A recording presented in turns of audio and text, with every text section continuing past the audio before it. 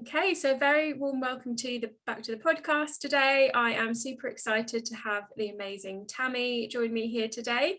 And Tammy is an incredible rapid transformational therapist and is joining me here today to talk about being authentically you. So Tammy, I won't be able to do you justice with your amazing story and introduction. So I'm going to hand over to Tammy straight away today for you to share a little bit more about yourself, Tammy. So very warm welcome to the podcast. Thank you so much. And it's such a pleasure to be here. And it's really great to connect with you, Gemma. I'm just such a fan of yours. And I love everything that you're putting out and what the difference, the contribution that you're making to the world. So it's an absolute honor to be part of a conversation with you. Well, I'm a fan of yours as well, Tammy. I'm a big fan of your work. So Mutual admiration society. So I'm a rapid transformational therapist, RTT hypnotherapy, which is the sort of hypnotherapy which is created by Marissa Peer, who's kind of a celebrity therapist in a way, but she's done what she's done for about 30 years, and she's created this method that really works, and it works rapidly, which is why it was really appealing to me. But this isn't my first career. Despite my youthful looks, I've had a career before this, and so this is a real change for me. So in 2020, I started retraining to become this hypnotherapist, and I've set up my therapy center, Tara Hills Therapy Center.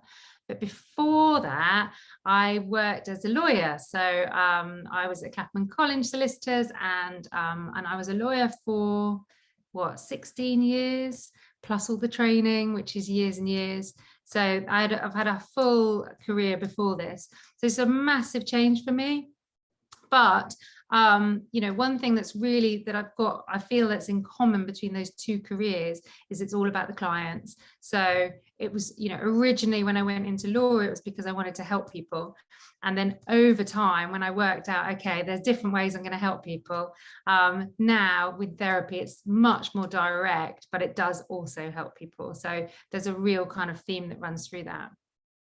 I love that. Yeah, it's all about helping people, isn't it? I think that's why a lot of us do what we do, really, isn't it? And yeah, it must have been amazing for you to get to that point of being able to help people more directly, because I imagine in the those that you would see as a lawyer, your clients there, you could probably see and feel and experience a lot of there was probably a lot of trauma and probably a lot of things going on. So it must be really rewarding to get to the root cause and be now I can actually go back to that root cause and make a real difference, and probably even stop some of the things that you were having to deal with as a lawyer as well. Tell me more about that.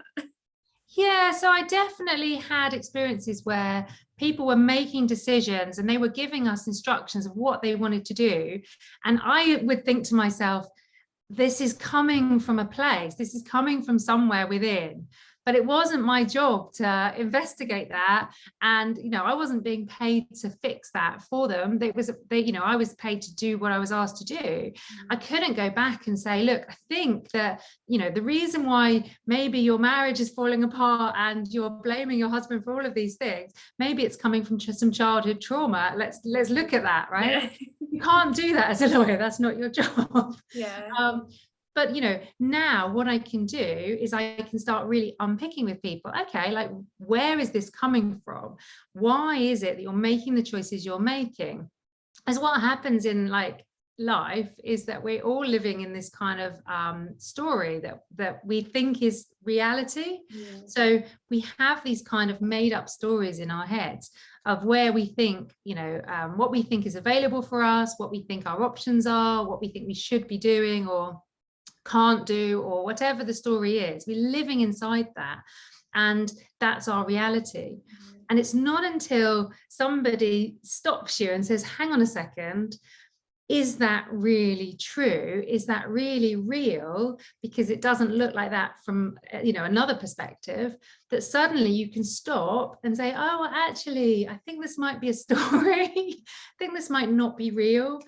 Maybe, whatever the issue is, maybe it's not actually the way that I thought it was. And that's the stuff and I really feel like you get to work on a much deeper level with people when you can get to that kind of root cause of, okay, where is this coming from? And most of the time with my clients, not always, but most of the time, this stuff comes from childhood.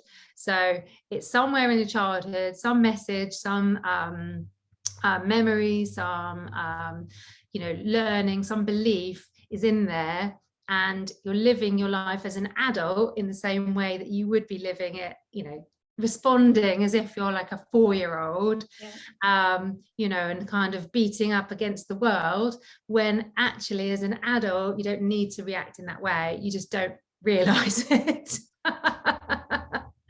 So I absolutely love it. It's such a kind of change of emphasis, but I can tell you that it makes such a difference to people that that's what keeps me going. That's what keeps the motivation for carry on doing it, because it's so interesting. It's amazing, isn't it, when we have that realization moment of like, hang on, my life can be different, and sometimes it just takes someone else to start to challenge those beliefs in us. And I was very lucky in that in my late 20s, early 30s, I actually had a friend who was training in hypnotherapy, and as she started to train, she basically started to call me out on my bullshit and would say to me, like, that's just the story you're telling yourself. And I'm so grateful I had that experience, and that was kind of my first first understanding into the subconscious mind. Like, to think that up to that point for 30 odd years, I'd not realized like all of this, like all of these stories and all of these beliefs. And as we know, like even studying psychology, I'd studied psychology, and seeing that the subconscious mind controls 95% of us, but not knowing that we could actually like go in and access that and change that and shift that and ultimately just change our lives.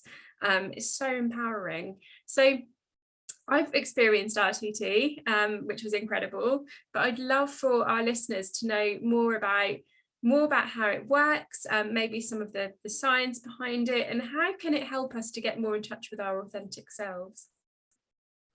Yeah, so RTT is a real blend of therapies. Actually, it is hypnotherapy in the sense that we access the subconscious mind, and that means so people say to me, well, how do you do that?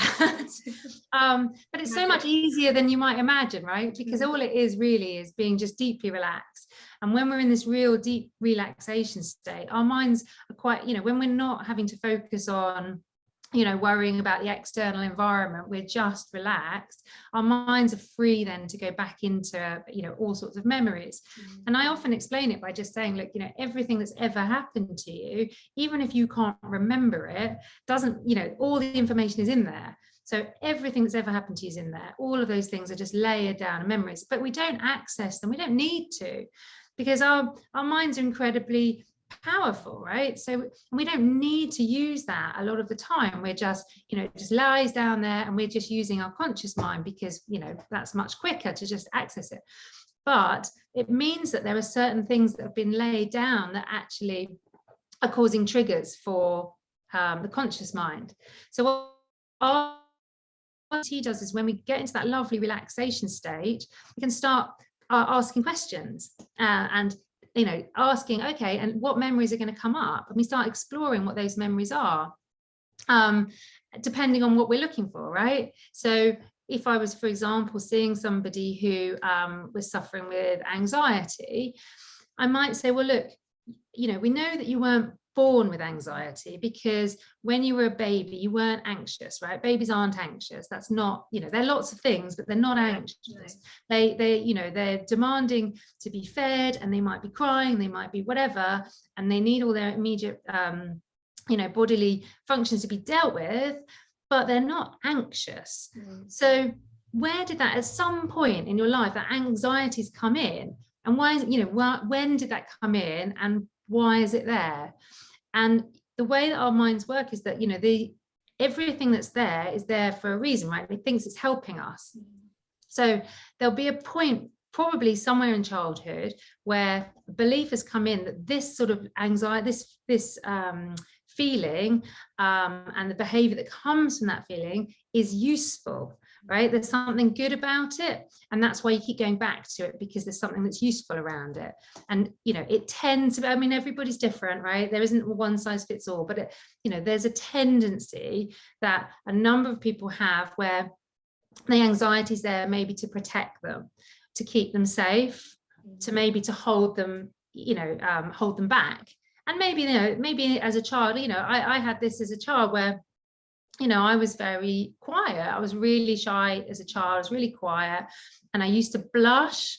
And I used to, like, if everyone was looking at me, I just get so self-conscious and blushing. And then as an adult, I really hated public speaking.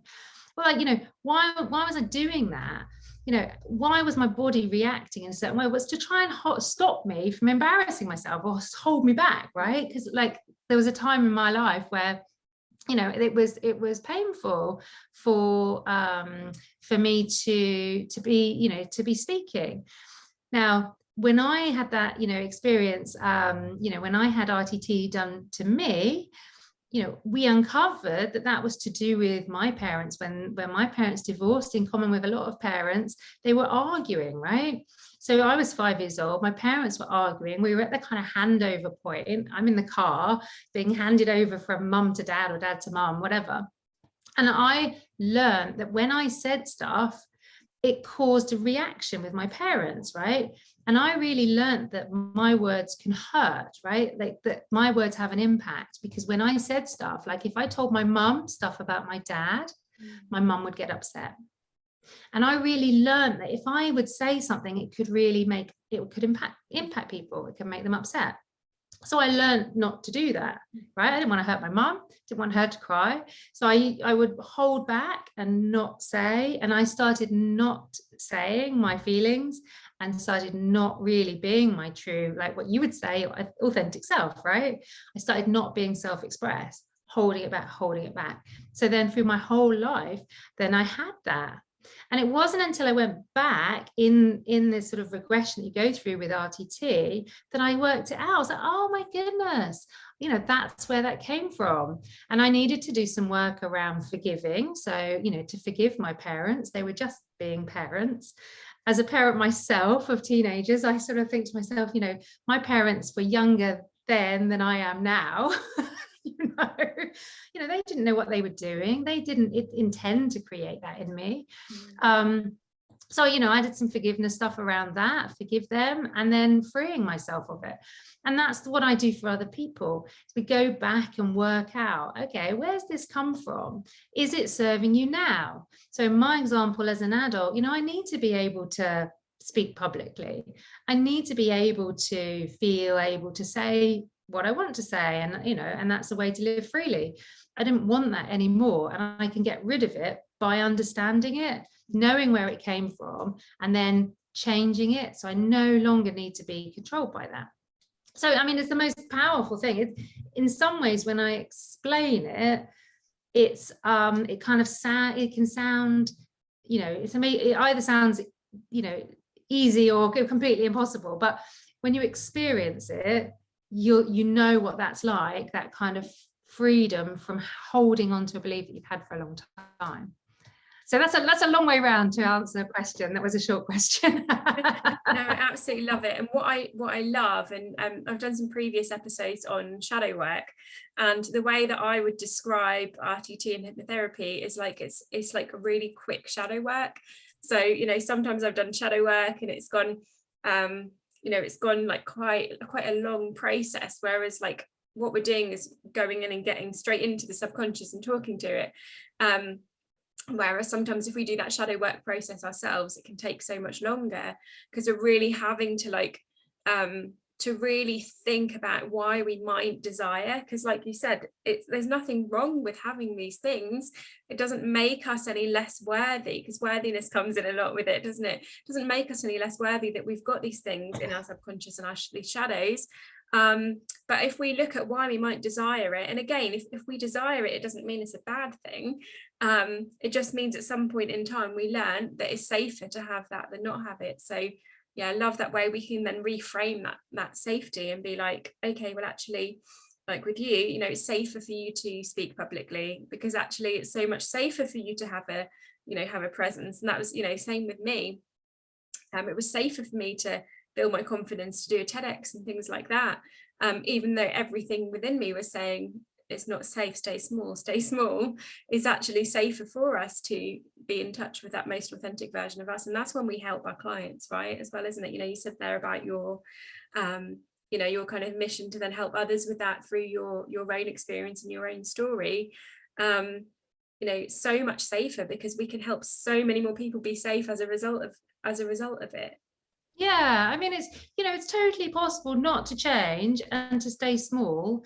But the way I look at it is like, what is life about? Is it really about just staying in the box and staying small and just listening to that kind of, story and the voice that says, don't do it, stay protected and whatever? Of course, you can stay there in that space if you want to. In fact, I'd say probably 95% of the population do that, right? They stay in the box because it feels better, it's more comfortable or whatever. It doesn't necessarily feel comfortable to step outside of that. But when you're rubbing up against that feeling of not being quite comfortable, that's when you've got that growth. You're actually pushing beyond what's going to feel familiar. Our minds really like what's familiar. That's the stuff that we want to go back to all the time. It's the unfamiliar that's the stuff that actually where the gold is. But to be able to grow, we have to get into that unfamiliar. We have to make that the familiar zone. And that's why stuff like the visualization is so important, like really being able to visualize what it is that you want in your life, like what it is and what that's going to look like, not just look like, what it's going to feel like.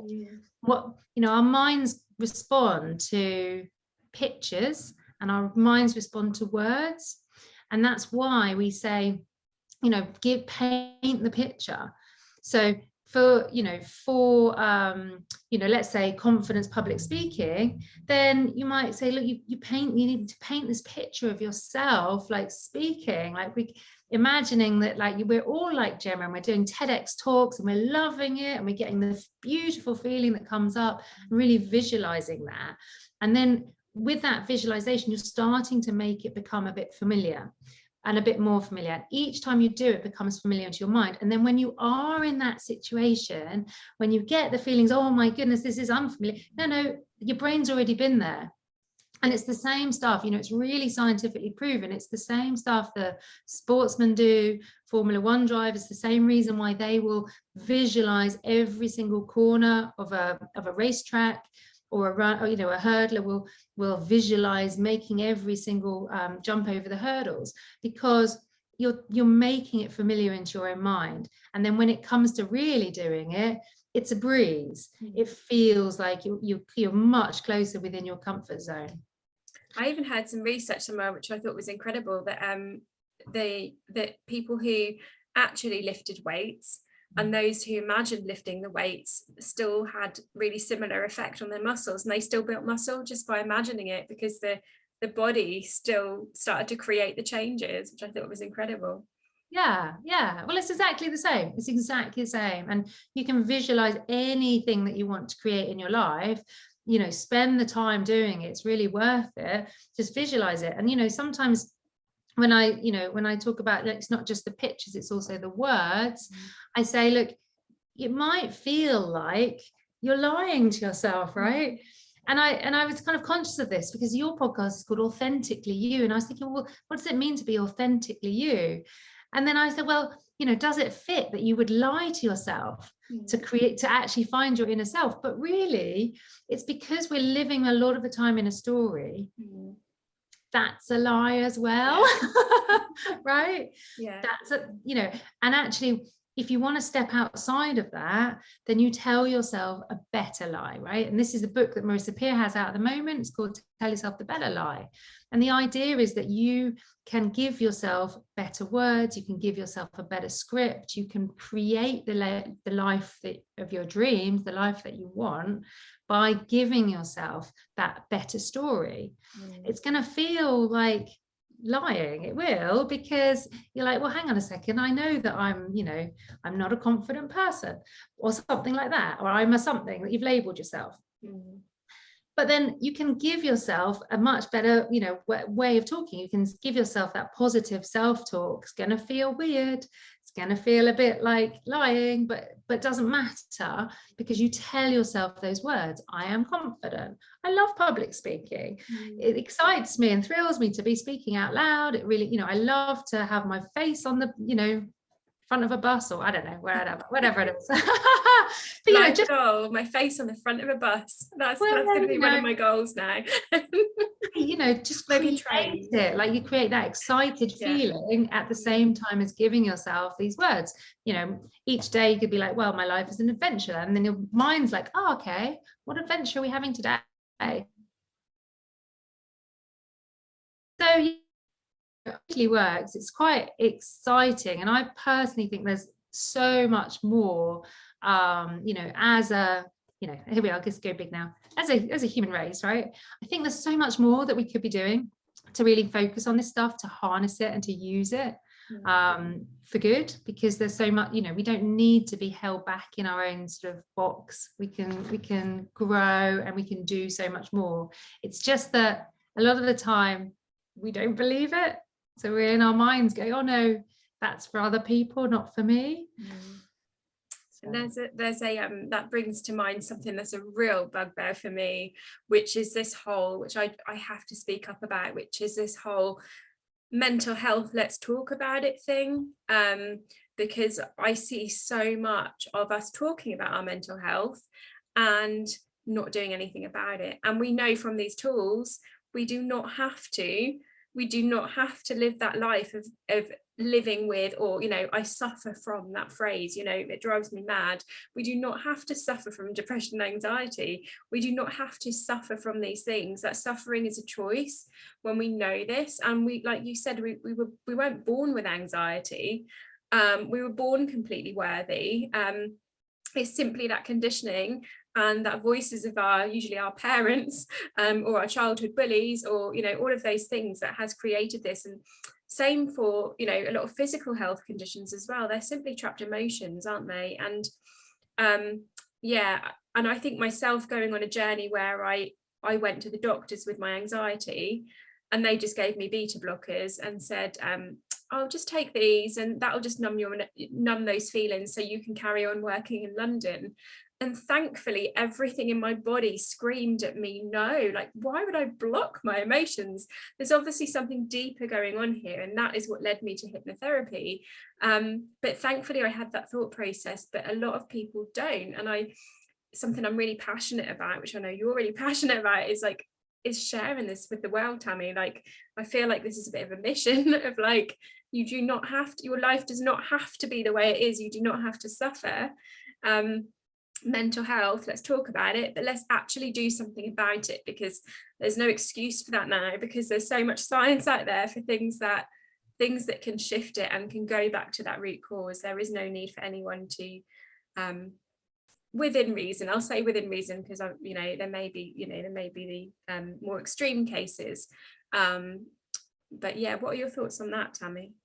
Yeah, I think there's some really interesting things in there, Gemma. I think one thing that that you said that Marissa Peer really is hot on, and I hear it, is when you take ownership over anxiety. So when you said my anxiety, and I thought that's really interesting, because you hear people, a lot of my clients come in and they'll say, oh, this, my anxiety, and they've got ownership over it, like it's something that they have and they can't let go of because it's theirs.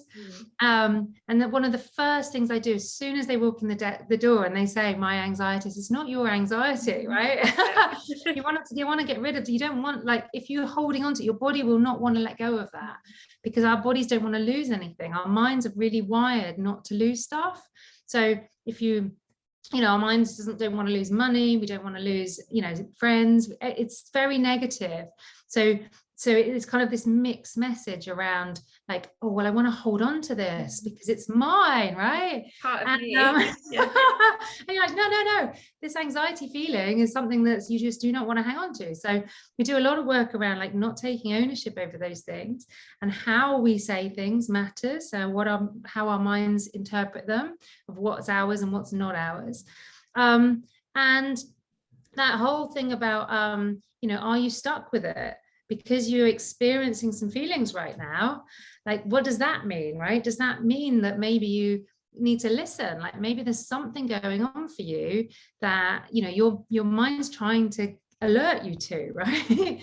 And instead of medicating it or squashing it down or trying to pretend it's not there, there's an element of sitting with it and being, okay, like, what is this trying to tell me?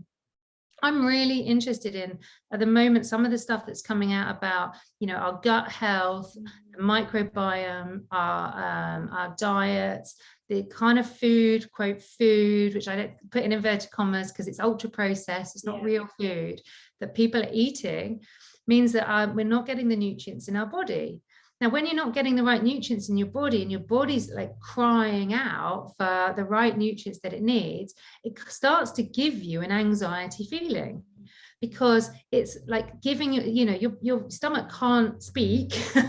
All it can do is give you feelings, and it can give you, you know, hormone changes and emotion, and that affects, you know, how you feel about things and the thoughts that then go around your mind, right? It's all linked. We're one system. Yeah. So when you're getting, you know, if actually it's your diet that needs fixing, and then your body's crying out and saying, I'm having, oh my God, something's wrong. In your mind, you know something's wrong, but you can't work out what it is. And then they start medicating it as if it's a mental health issue. And you're like, well, hang on a second. Are you sure it is? Like, you know, maybe it is, but maybe there's something else. And I think that's the, you know, that's the real, for me, there's so much more research, information, publicity around, you know, that's needed around this to be like, okay, it might be that. Or maybe you're not living, you know, your truest, you know, maybe you're not living in a way that really aligns properly for you. Maybe you're doing a job that's, you know, unsatisfied in. Maybe you know you can do more in your life, and day in, day out, you've got this daily grind, and then your body's reacting to that. Like, maybe it's that. Again, it's something fixable, right? So we can fix it, because you can change those things, but you can't change it until you know what it is. So a lot of the stuff's like around, you know, examining, like, oh, okay, is it that you're not physically living the lifestyle that really works for your body? Is it that you're not living in your work life the way that lines with your body? Is it that your relationship, there's something going on there that's not right for you? You know, it could be all sorts of things, but it doesn't necessarily mean, oh, there's something broken in me that I must medicate, and that, you know, I'm going to need to take some drugs and I'm going to have to be like this forever. Like, that's just not true at all. I mean, I think that's, you know, for me, that's the, you know, real underlying. I don't think there is one thing for everybody. I think, you know, we're all individual. There'll be all sorts of circumstances. I remember when I changed career, I had such a strong feeling that I knew I was in the wrong place, but I didn't know why. And I knew I wasn't living the life I felt I could be living, but I didn't really know why either, because on the face of it, you know, I had everything, right? I had a very successful career. I was top of the tree and big corporate career and all that stuff. So other people would, from their perspective, I had everything. And people were like, I can't believe you're going to throw all of this away. You have everything. And I'm like, well, yeah, but there's something not right. I know that there's something else in there, and I've got more to give. So, and you know, when you really examine it, there might be all sorts of things that are going on, nothing to do with, you know, this idea that somehow, you know, you're broken, or there's something like that, you know, some anxiety thing. I love that. And so similar to my story as well. In my 15-year career in financial services, I got to a point of like getting to, when I first joined the company, doing the role that I wanted to do and I was aspiring to the whole time. I got the role, and then I was like, something's not right here. And it's really interesting how you talk about that holistic piece there with like nutrition and stuff as well, because one of the things that I noticed was actually, this is how like they all kind of interlink, because I was working in London a lot, I was having to get up really early and I was having to get the train, so I was like trying to like eat some breakfast on the train and you know, try and grab some lunch. And of course, you know, and a lot of people listening to this will probably have had this experience before, you know, there's no time for lunch break and you're like quickly shoving a sandwich down and then moving on to the next thing. So my body wasn't getting the nutrition it needed, and I was eating when I was stressed, which we know is not good. I was shoving it down, next thing, then having a coffee, and that for me was out of alignment. So everything was out of alignment, but my nutrition was bad because my job was out of alignment, because I wasn't able to take care of my body and like do a really basic need. So yeah, I can totally, I love that how you said it all links together, like the nutrition. And yeah, I've had I've taken magnesium, and that's helped me with a lot of those anxious feelings. So yeah, it's that holistic piece, isn't it, that's just really missing, and we need to kind of spread that message out into the world.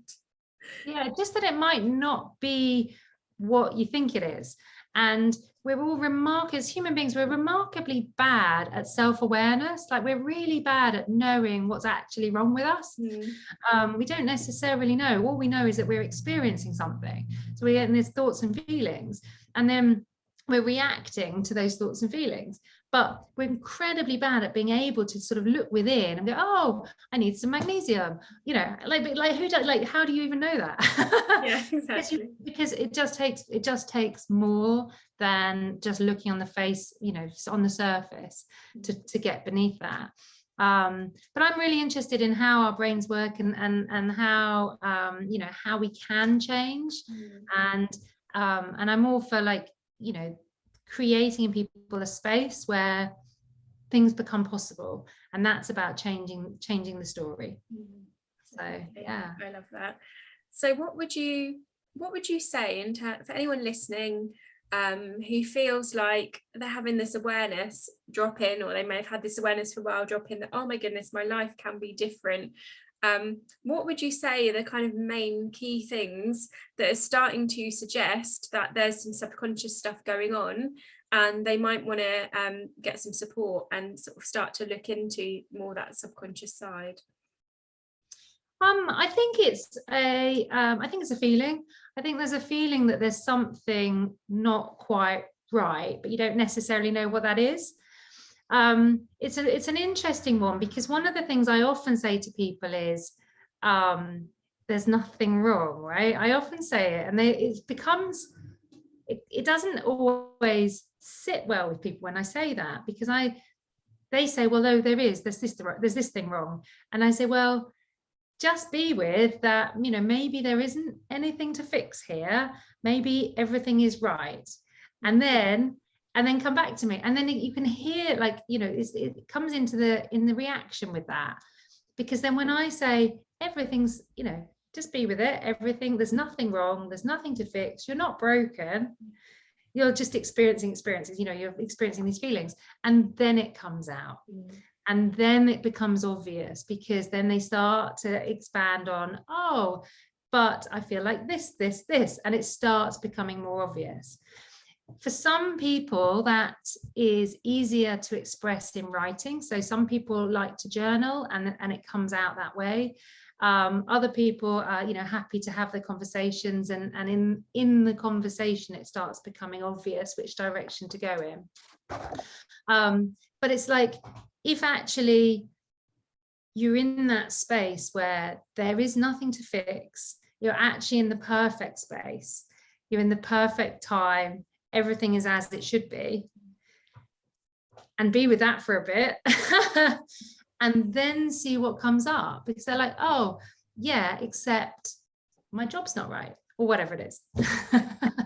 I love that, and that's very mindful, isn't it? It comes into mindfulness there, like that allowing and acceptance, and then that's where the magic happens, really. Yeah, I think it becomes, because what you're doing is just not, a lot of the time we've got the crowded noise in our minds, right? There's a lot of noise going on, and it can be quite hard for people to let that settle, so that they understand, like, okay, which of the, I don't mean like which of the voices in our heads, but like which of some of that noise and inner conversation is just random noise, and which is that voice which is trying to tell you something.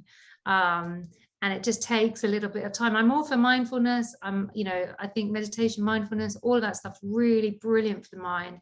It's exactly what you need. But it's like, but to get that clarity, of where you know what assistance do you need right now.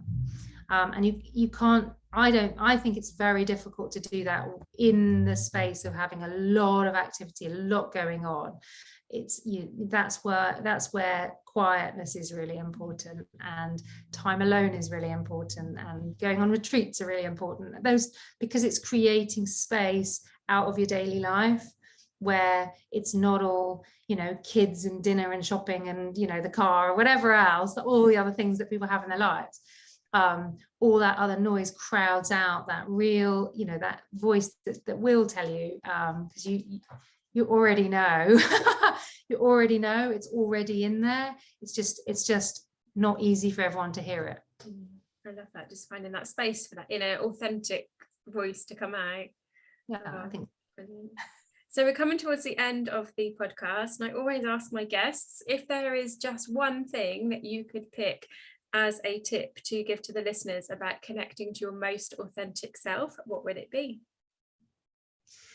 Yeah, that's a great question, and it's so hard just to distill it down to like one thing.